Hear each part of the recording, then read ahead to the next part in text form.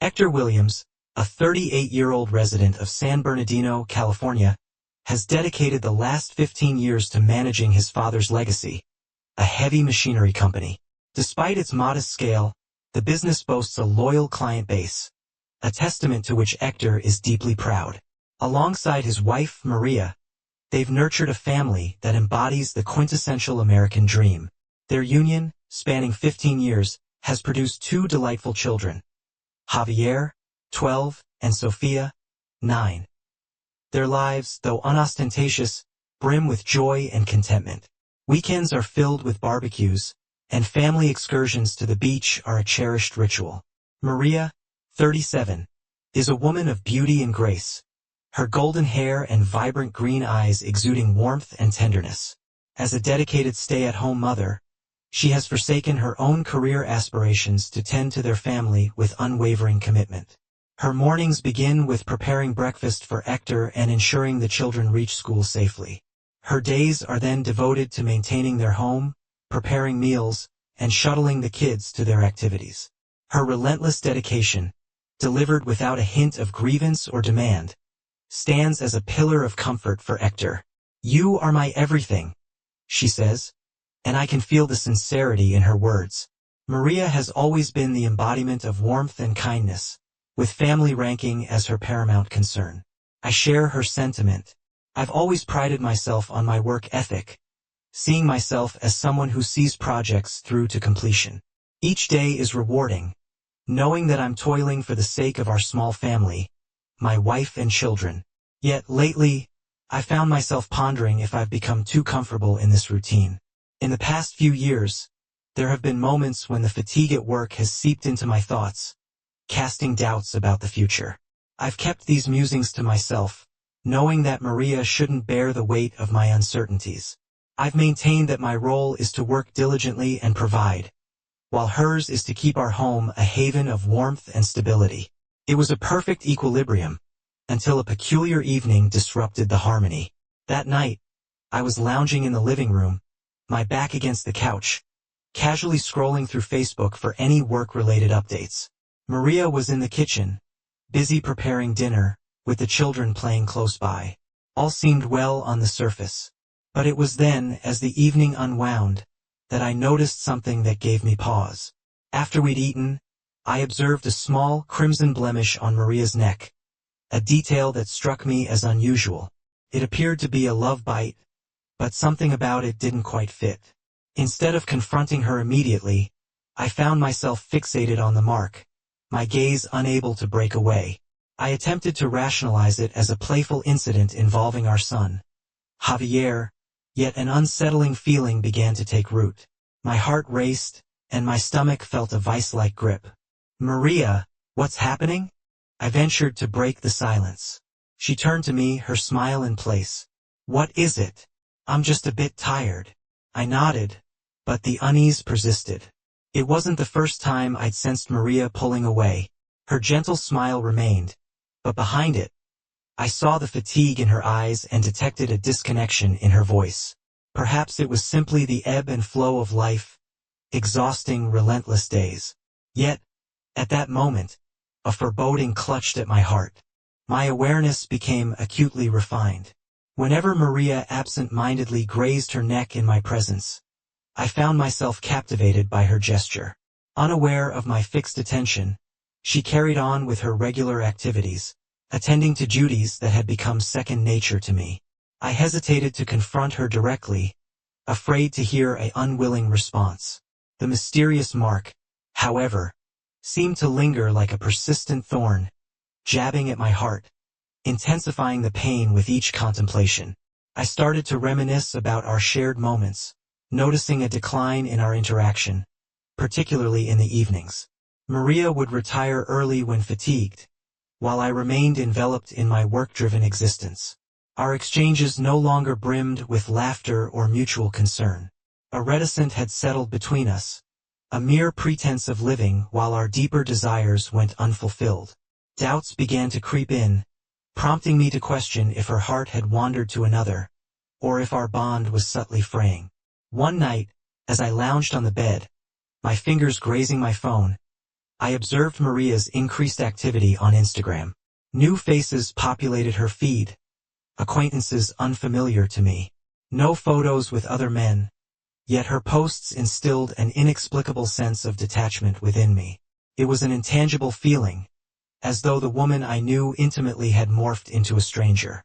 That particular night, Maria was already nestled in bed. I sat at the bedside, engulfed by an unusual urge. I recognized the irrationality of my obsessive thoughts, acknowledging their unfairness and my enduring love for Maria. Yet, the doubts and anxiety were relentless, colonizing my mind. The fear that she might depart or, even worse, had already found solace in another's arms, gnawed at me. "Hector, do you have something on your mind?" Maria's soothing voice disrupted my introspection. Her inquiry was soft, laced with perplexity. I didn't respond immediately, opting instead to sigh. "It's nothing. Merely weary," I muttered, averting my gaze. An unsettling forebode washed over me, a sense that change was imminent, yet beyond my control. Seated at my workstation in the studio, I watched with a growing sense of disconnection as work emails flooded the screen, each demanding my immediate attention. Yet, my thoughts were elsewhere, tractioned by the memory of the marks on Maria's neck that fateful night. A weight, akin to a stone, pressed upon my chest, an encumbrance that seemed irrevocable. Doubts, initially faint and isolated, had coalesced into a relentless shadow, consuming my peace of mind. I questioned my own sensibilities repeatedly, pondering whether the stress from my job and fatigue were fabricating these unwarranted suspicions. However, every time Maria's smile graced my direction, or she subtly averted her gaze from mine, a voice within persistently murmured, "Something is amiss." That whisper grew louder, more insistent, defying my attempts to dismiss it. Upon arriving home one evening, I found Maria in the midst of preparing our dinner, Spanish paella, a dish redolent with the aromas of onions and garlic. She moved with her usual efficiency, yet her phone, perched on the table, flashed an Instagram notification. A brief glimpse revealed its content, yet when she stepped away, I hesitated, a battle waging within me. The unease was spreading, compelling my gaze to return to the phone, a siren call promising answers to my festering doubts. With a heavy breath, I warned myself against such paranoia, but the anxiety was beyond my control. "Maria, Tracy posted something new today," I ventured, my attempt to break the silence betraying the rapid beating of my heart. Maria glanced up, her smile unwavering. "Yes, Tracy is on another adventure." She shared some stunning photographs. I peered into her eyes, searching for a fractal of truth, but found only the familiar serenity. She had always been the embodiment of grace and care, capable of erasing any shadow of doubt with her presence. Yet, I was becoming increasingly aware that this was a facade, a carefully constructed mask. My anxiety intensified, and the threads of trust one had in her seemed to be fraying at the edges. Maria and I engaged in casual conversation, yet an unfamiliar unease lingered in the air. I attempted to center my thoughts on the children's joyful laughter, hoping it would soothe my troubled mind. Nevertheless, Maria's phone persistently emitted notifications, each one signaling a message from her acquaintances. She occasionally peeked at the screen, though her facial expression remained unaltered. "Is something bothering you, Hector?" Maria inquired gently as dinner concluded and I prepared to clear the table. I lifted my gaze to meet her gaze, which retained its characteristic tenderness, seemingly oblivious to the inner turmoil I was experiencing. Maria has always been perceptive, adept at deciphering my moods, but on this occasion, she seemed to have missed the cues. I mustered a smile, striving to project a sense of calm. "Just a touch weary," I replied. With a nod, she returned to assist with the dishes, leaving me to my reflections. It was then that a memory resurfaced.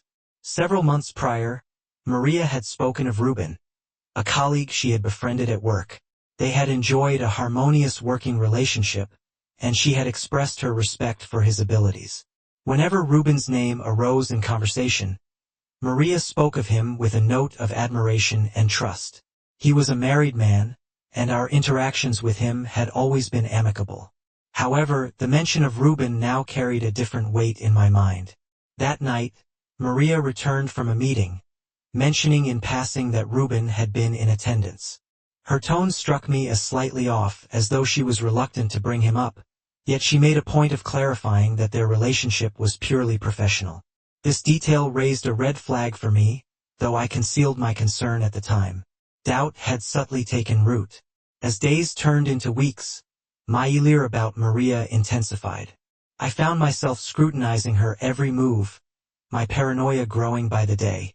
One evening, as Maria stepped into the shower, I succumbed to the urge to check her phone. I combed through her social media accounts, finding nothing out of the ordinary on Facebook, Instagram, or Snapchat. Ruben's name was notably absent. However, I noticed that her Instagram had been recently updated with several photos of her with friends at unfamiliar restaurants and travel destinations. Venturing into uncharted territories with her friends, Maria's social escapades remained a mystery to me. While I acknowledged her independent social life, an insidious doubt began to creep in. Her periodic disappearances or moments of preoccupation, accompanied by a constantly ringing phone, triggered an unsettling sense of disquiet within me. It was as though an inescapable shadow was weighing heavily on my chest. Maria. I decided it was time to address the elephant in the room, striving to dispel the mounting tension. Is there something you're keeping from me? You've seemed different lately. She hesitated, her eyes darting downwards, pondering her response. Her silence spoke volumes, hinting at an attempt to evade the issue. Hector, why the sudden accusations? She replied, her voice soothing yet laced with a hint of defensiveness. I'm not hiding anything from you. Yet, a fleeting flicker of uncertainty flashed across her eyes, impossible to miss. I took a fortifying breath, recognizing that I couldn't let this ambiguity persist. Maria, my concern is genuine. Your interactions with Ruben recently, they seem out of sorts. Her gaze hardened, lips pursed tightly. Lowering her head, she remained silent, signaling her reluctance to prolong the discussion.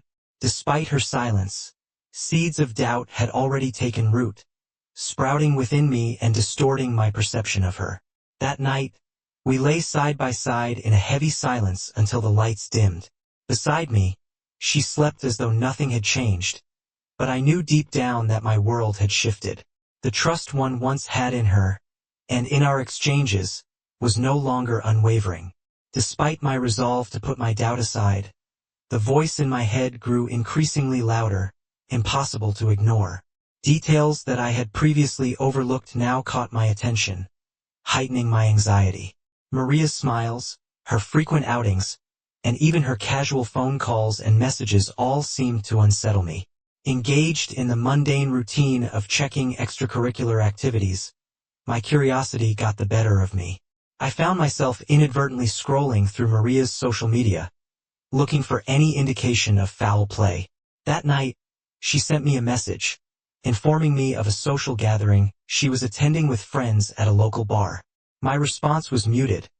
I simply replied, "Enjoy yourself, stay safe." Internally, however, I was in turmoil. Once the children were settled for the night, I retreated to the living room, the television a mere distraction as I sat immersed in their own thoughts. I picked up my phone and began to sift through Maria's Instagram feed. Photos from the bar adorned her page, showcasing her smiling and laughing with friends. Yet, one picture caught my attention and sent a chill through me. Maria and Ruben, standing in an uncomfortably close proximity, nearly pressed against one another. Their smiles were genuine, yet there was an unsettling intimacy that seemed to transcend mere friendship. Ruben's hand on Maria's shoulder spoke volumes, hinting at an unspoken connection that left me feeling uneasy.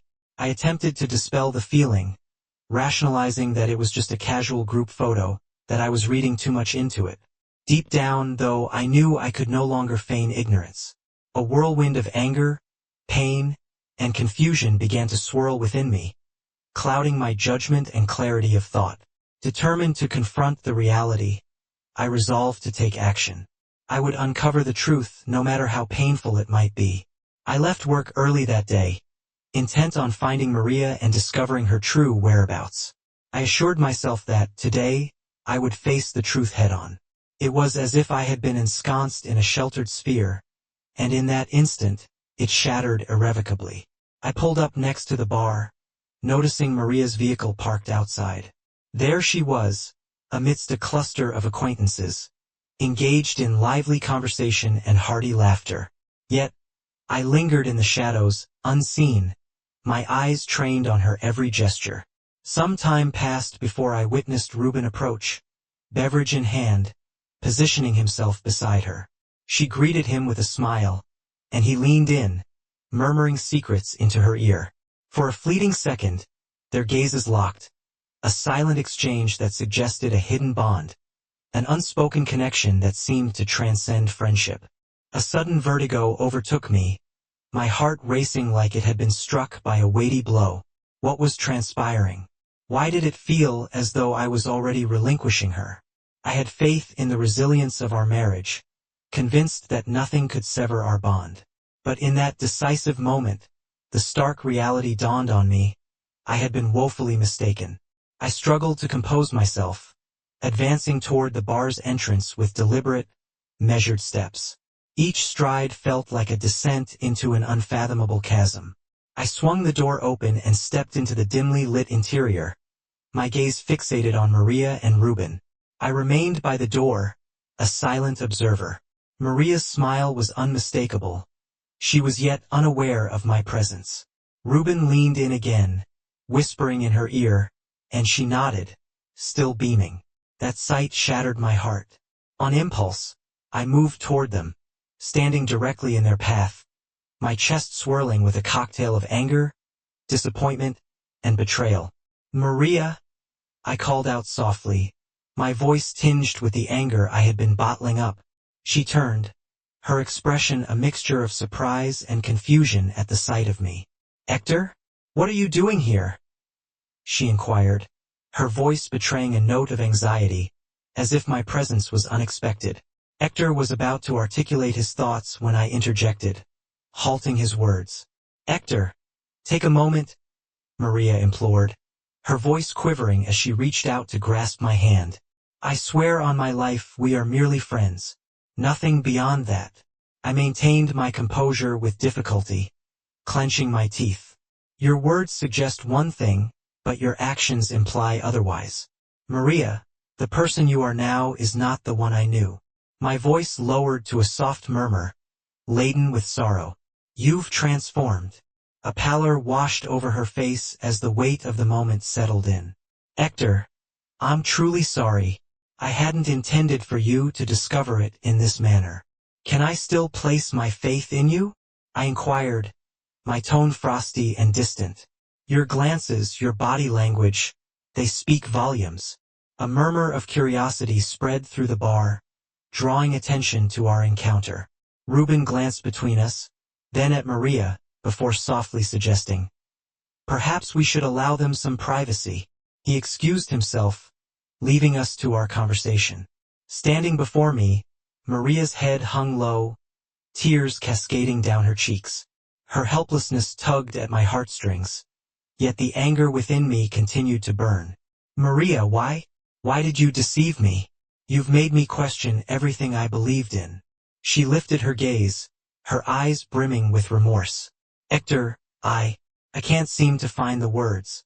It's not as intricate as you imagine. Reuben and I are simply colleagues, nothing more than friends." Taking a deep breath, I felt a profound sense of exhaustion wash over me. I was uncertain of the emotions driving her words, but one thing was clear: I could no longer easily extend my trust. Standing there, with a heavy heart and a clouded mind, I feared the divide between us might never be bridged. Following that night, Maria and I scarcely spoke. She took up residence in the guest room, while I retreated to my study, spending sleepless nights lost in thought. I knew she awaited my reaction, questioning whether I could comprehend her explanation. However, my heart was consumed by an overwhelming fury and disappointment. The sense of betrayal was palpable, as if a heavy hand squeezed my chest, making each breath a struggle. Every attempt to compose myself was met with the haunting memory of her laughter with Reuben at the bar, their intimate exchanges, details I had overlooked, now cutting me like 1,000 tiny blades. My faith in the institution of marriage had been irrevocably undermined, or maybe it was the unbearable sting of betrayal that left me feeling idiotic. Either way, my heart brimmed with a concoction of fury and anguish, prompting me to act irrationally. The following morning, I skipped work without a word to Maria. I retreated to the kitchen, gathered a few essentials, and jammed them into a backpack, intent on driving away to unleash my pent-up emotions. The internal pressure threatened to consume me, compelling me to act, to reclaim some semblance of control. I had no destination in mind, and I certainly didn't want anyone tracking my movements. The weight of my emotional turmoil was a burden known only to me. As I raced down the deserted highway, the wind screamed past my windows. My knuckles whitened around the steering wheel, my gaze piercing the road ahead with icy resolve. My mind was a relentless loop of the previous night's events. The photograph, Maria's expressive eyes, Reuben's nonchalant proximity to her. Each memory felt like a jab to the chest, a reminder of the deceit, leaving me feeling fragile, as if my world was caving in around me. In a spontaneous decision, I chose to confront Maria. The compulsion to see her, to decipher the truth behind her actions, was irresistible. Upon returning home, I bypassed the house and headed straight for the garage, extracting a baseball bat from the cupboard. It felt like a physical manifestation of my anger and frustration, not just towards her, but towards the entire relationship. I had no intention of harming her. I simply needed an outlet for my pain. Reason had abandoned me, and my emotions were untethered. Standing before her door, I pounded on it 3 times, each knock forceful and insistent. When it failed to budge, I pushed it open and strode in. Maria was in the midst of packing, and her eyes widened in surprise and trepidation at my sudden appearance. "Hector, what's wrong?" she inquired, her voice quivering. It was evident that my unexpected arrival had caught her off guard. "Is there something going on between you and Reuben?" I exclaimed, my temper flaring without a trace of rationale. Maria's expression shifted instantly. Her eyes widened, appearing startled by the intensity in mine. "Hector, please compose yourself," she implored, her voice thick with emotion. "Hear me out. It's not as it seems." "Not as it seems?" I sneered, my tone laced with skepticism. "I have the evidence right in front of me, Maria. I've heard the murmurs exchanged between the two of you. Do you really expect me to just accept your word?" She hesitated, uncertainty etched on her face, as tears began to brim in her eyes. As I regarded her, a profound ache pierced my heart, a sensation of loss overwhelming me. Yet the anger remained potent and all-consuming. "Answer me," I demanded, my voice escalating, nearly at a shout. "Do you love me? After all this time, how have you regarded our marriage? You must think everything we've built is slipping away, don't you?" Maria's composure finally broke, her tears flowing freely, trailing down her cheeks as her voice quivered. "Hector, I cherish you. I have always cherished you, but I'm at a loss for words to clarify this. Reuben is merely a coworker. I haven't done a thing to harm you." I felt myself teetering on the brink, my sanity nearly devoured by fury. My grip on the bat tightened to the point where I feared I might strike out in a surge of released emotion. Taking a deep breath, I crashed the bat down onto the bed, causing a resounding clamor. "How could you betray me like this?" I hissed, my teeth clenched, gasping for air. "I've given you everything, Maria. We've built a life together, we have children. How could you?" She recoiled, colliding with the desk edge, her eyes wide with fear. Her hands trembled, her face pale as wax. "Hector, please, don't let this escalate." Her voice was faint, brimming with the fear of potential devastation. Standing there, my gaze filled with wrath, my chest rising and falling violently, my rationality seemed to have vanished. I was in the throes of losing control. Give me a valid reason, Maria. Convince me why I should continue to trust you. She hung her head low, her voice barely a whisper. Hector, I did nothing wrong. I know you're enraged, but you can't let this consume you. You did nothing wrong? I almost bellowed. Then justify why I'm here, witnessing you so close to Ruben. Why there's always this niggling feeling that something is amiss. The room seemed to shatter around us. An explosion of despair and disappointment that burst forth simultaneously. She bowed her head, averting her gaze from mine, as her tears gently cascaded to the floor, a poignant expression of her helplessness and desperation. It was in that moment that I ceased, my body quivering, as a wave of lucidity washed over me. The fear that danced in her eyes was a stark reminder that I had overstepped a boundary. A sharp pang pierced my chest, transforming the anger and disappointment into a profound sense of regret. I hung my head low, expelling a deep sigh, and gradually sank to my knees. I'm sorry, Maria. My voice cracked and fragile. I don't comprehend how I fall into this. She remained silent, her head bowed, the sound of her tears the only response. I settled on the floor, my hands clasping my head, the turmoil and bewilderment churning within. I was acutely aware that we could never revert to the past. No matter the explanation she might offer, nothing could alter what had transpired. I felt like a colossal failure, a man whose anger and torment had no outlet, leaving only a deep-seated sense of self-reproach and regret. That night, my world crumbled. The following day, I found myself in my study, my mind a relentless replay of the events from the night before.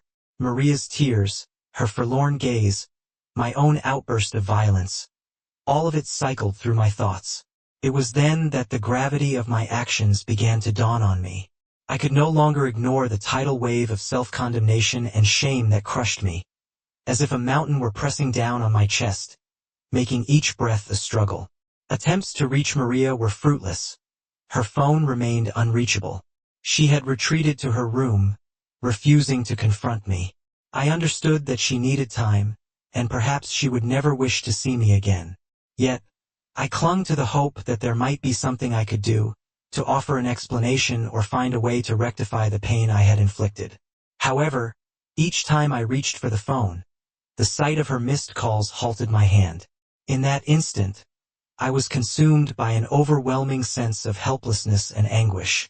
The phrase "suspected of domestic violence" echoed in my ears, delivered with an officer's unflappable composure. Each syllable felt like a blow from a mallet, resonating against my chest. I made no attempt to argue. I was acutely aware that I had no viable defense. The preceding days had been a blur of impulses, a desperate bid to alleviate the crushing emotional burden I was under. It never occurred to me to ponder the repercussions, until I stood face to face with the officers, their Yanjin expressions a stark reminder of my errors, and the oppressive sorrow that suddenly enveloped me. Following my detention, I was escorted to the police station. There, after enduring a litany of questions, I faced formal charges. Maria was absent from the courtroom, but her absence was mitigated by a letter she sent. She expressed her profound disappointment and her inability to maintain our cohabitation. Her words conveyed a palpable sense of sorrow, and though she may not have held me solely responsible, it was clear that the fissure in our relationship had led us to the brink of our marriage's dissolution. The interminable days in custody afforded me ample time for introspection, each moment steeped in remorse. My life had taken an unforeseen turn. I was a man who once enjoyed the trappings of family, career, and respectability, now consigned to the silence of a prison cell. The solitude was crushing, particularly upon waking to the sight of cold iron bars that stood between me and the world outside. The heartache was overwhelming, and despite sharing a space with fellow inmates, I remained silent, my thoughts fixated on Maria. Her visage, her smile, the glisten of her tears, each image played relentlessly in my mind. Sometimes, I would find myself lying on my bunk, lost in reveries of home, of cradling my children, of a serene day spent with Maria.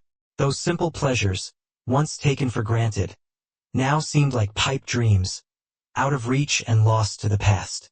I was acutely aware that my former life was irrevocably gone, destroyed by my own hand. In the initial phase of my incarceration, I struggled to come to terms with my reality. Daily, I grappled with questions. Why had I acted as I did? Why had Maria chosen to leave? What of my children? How long had it been since I last spoke to them? Those seemingly mundane yet cherished moments were now a fading memory, belonging to another lifetime. The uncertainty surrounding Maria's forgiveness was a secondary concern. I knew I had to confront my own demons first. It was during this period that I embarked on a journey of introspection, striving to unravel the origins of my own fury. What caused my impulsivity? Why was I unable to maintain composure in the face of duplicity? In search of answers, I delved into the realm of psychology, seeking to comprehend the intricacies of trust and communication within relationships, and to uncover the root of my own lack of self-control. I even subjected myself to the somewhat dull and dry experience of psychological counseling while incarcerated. These sessions, far from engaging, gradually imparted valuable lessons on emotion management and facing inner fears. A sense of tranquility and rationality began to take root within me. Each day was tinged with pain and remorse, yet I recognized that this discomfort was a necessary catalyst for personal evolution. Without this arduous journey, the prospect of becoming a better individual would remain elusive.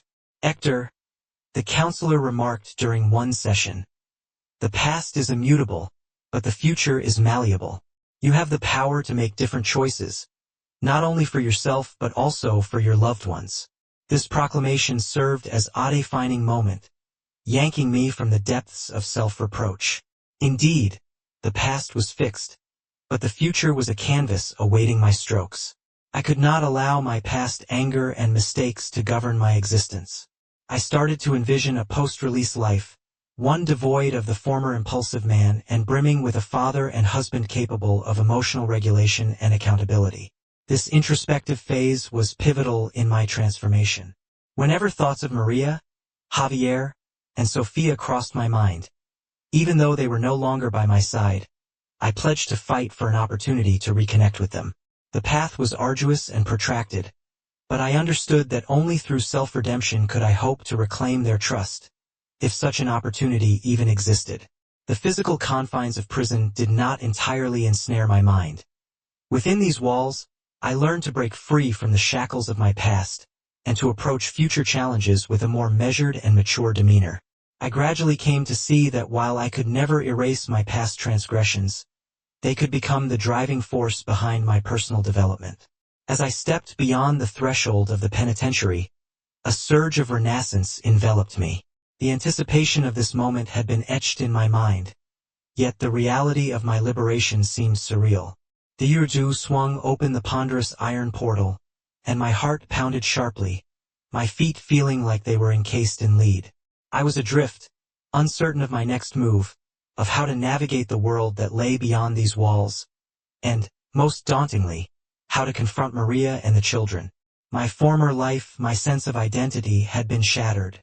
Standing there, all that occupied my thoughts was the daunting task of starting anew, from the very beginning. The debut of my newfound liberty was a curious blend of the known and the strange. The sun's rays caressed my skin. The breeze played with my hair. I gazed skyward, my sentiments in disarray. Freedom, I had imagined, would bring a rush of exhilaration, but in its place was an abyss of emptiness. All that was once dear to me had vanished. No longer a man with a family and a career, I was a felon, stripped of everything. I reached out to Anna, my steadfast anchor. We had been inseparable since youth, and her support through trials had been unwavering. Anna, I'm out. The path ahead is shrouded in uncertainty. I confessed, my voice quivering. After a moment's pause, her soothing tones replied, Hector, freedom is yours at last. You've toiled to understand yourself. Each step you take henceforth is pivotal. The past cannot hold you captive. The future awaits. Grasping for composure, I shared my fears. Maria, Javier, Sofia, I'm a stranger to them now, a source of pain and destruction. Will they ever open their arms to me again? Anna's response was both gentle and resolute. Mistakes are part of the human journey, Hector. What's essential is the lesson they impart. Be patient with them and with yourself. From your errors you must ascend and improve. There was an eerie sense of displacement, a relentless search for a haven that seemed perpetually elusive. I found myself in a cozy, albeit humble, apartment that Anna had thoughtfully prepared for my stay. It was a modest abode, yet it offered a sanctuary where I could withdraw, organize my thoughts, and seek solace. During the subsequent days, I remained confined within the apartment's walls, methodically sorting through my possessions. Time appeared to stretch interminably, as if suspended in an endless pause. This period of stillness prompted introspection, and I found myself reminiscing about sunnier days, Maria's radiant smile, the delicate hands of Javier and Sofia resting gently on my shoulders, our family's idyllic beach vacations, and the afternoons spent frolicking in the park. These cherished memories played out in my mind like a reel from a cherished film, evoking a cocktail of pain and regret. The epiphany struck that moping in this barren apartment, engulfed by a tide of self-reproach, would not resurrect the past nor engender a hopeful future. I could not linger here indefinitely, nor could I allow my past transgressions to govern the remainder of my existence. Resolute, I made a pivotal decision. I retrieved my phone and located Maria's contact information. My heart pounded intensely as my finger hovered uncertainly over her name, the pause extending like an eternity. Doubt gripped me, questioning my courage to initiate contact. Nevertheless, I understood the necessity of this action, regardless of the anticipated outcome. With a trembling hand, I composed an extensive message to Maria, concise yet brimming with contrition and emotion. It read, "Maria, I am acutely aware of the pain I have caused you, and our family. The past is immutable, but I fervently hope for an opportunity to demonstrate my capacity for growth. I am committed to our children's well-being, and I will exhaust every effort to compensate for the time lost. If you are willing, grant me the chance to embark on a fresh start." After dispatching the message, I set the phone down and fell into a quiet wait for her response. Granting ourselves and the younger generation a shot at redemption, I felt a tumult of relief and anxiety. This was undeniably an opening, albeit the path ahead was shrouded in ambiguity. Yet, the glimmer of hope was unmistakable. Without delay, I scheduled a meeting with her at a tranquil cafe. I anticipated a challenging discussion, but it was a necessity. As Maria entered, the sense of unfamiliarity lingered. The space between us was a chasm that seemed too vast to bridge. She settled opposite me, her demeanor composed yet her eyes betrayed a touch of weariness. My voice was gentle as I spoke.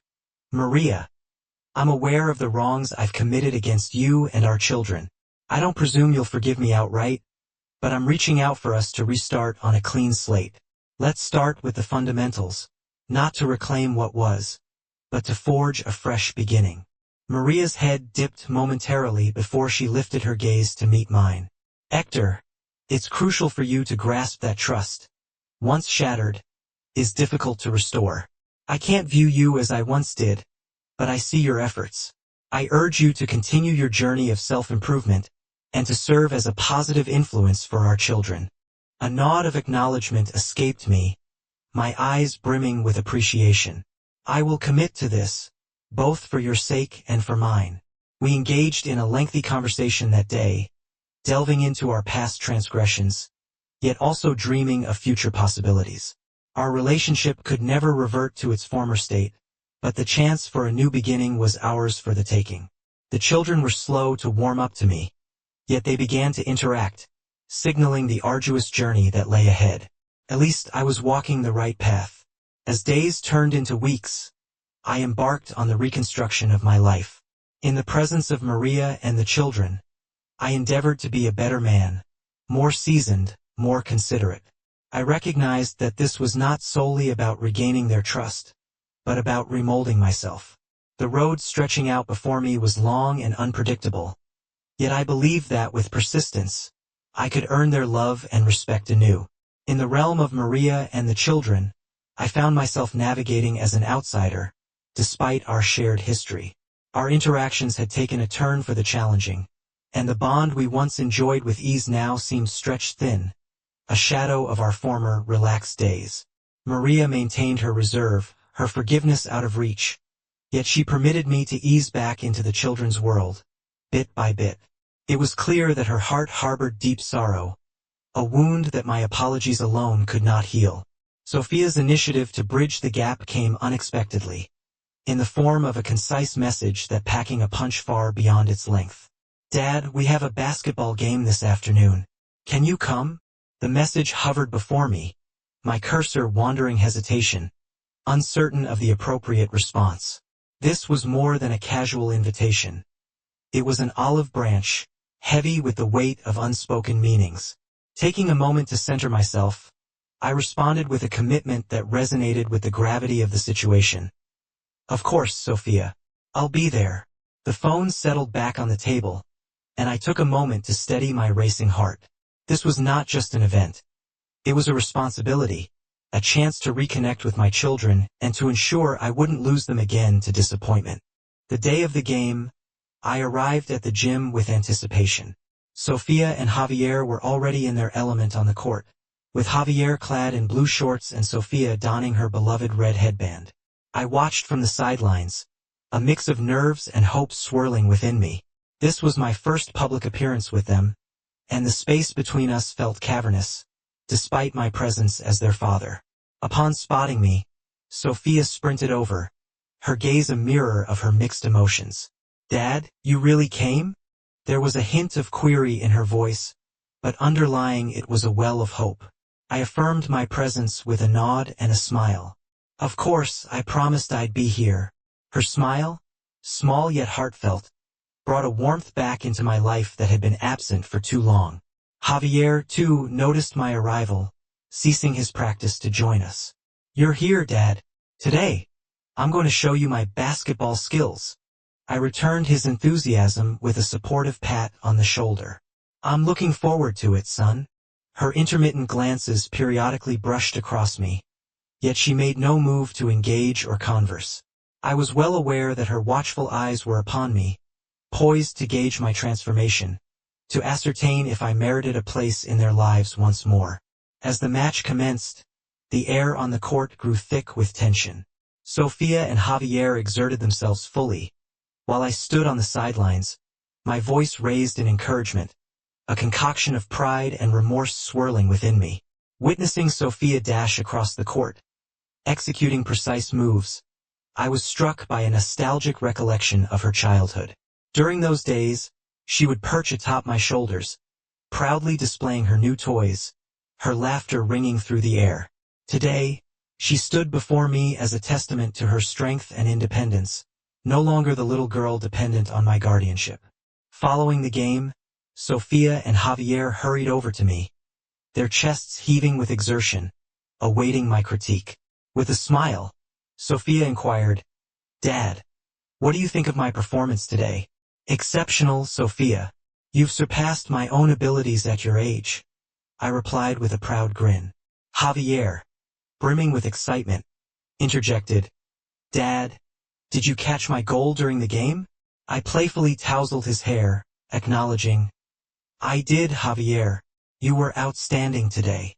It was then that Maria approached us, her presence silent yet potent. She stood beside us, offering a slight nod, her expression a tapestry of complexity. Her gaze toward me seemed to seek confirmation of my transformation.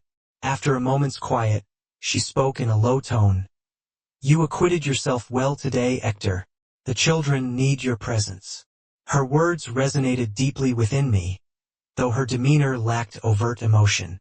Her silence was a form of acceptance, a slender thread of hope extended to me. I met her gaze and nodded firmly. "Thank you, Maria. I am here to stay, committed to being a responsible father." Maria's eyes gentled marginally, though she remained reticent.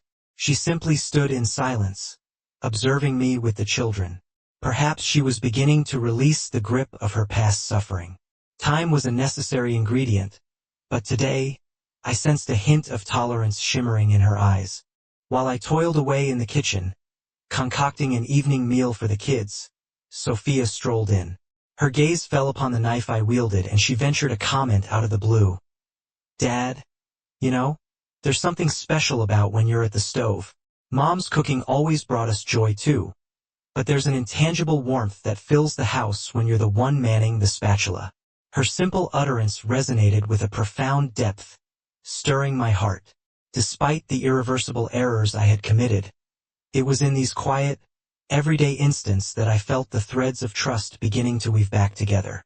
I lifted my eyes to meet Sophia's and mustered a grin. "Consider it a promise, then. I'll keep the stove alive for as long as it brings you happiness." In that fleeting instant, a realization struck me. I was being granted a reprieve to atone for the missteps of yesteryear and to mend the bonds with my children. This was not merely a fresh start. It was a chance to reshape my identity and ascend to the level of a better dad. The path ahead might be fraught with obstacles, but I was committed to treading it for as long as I lived, to restore the family unity I had once shattered.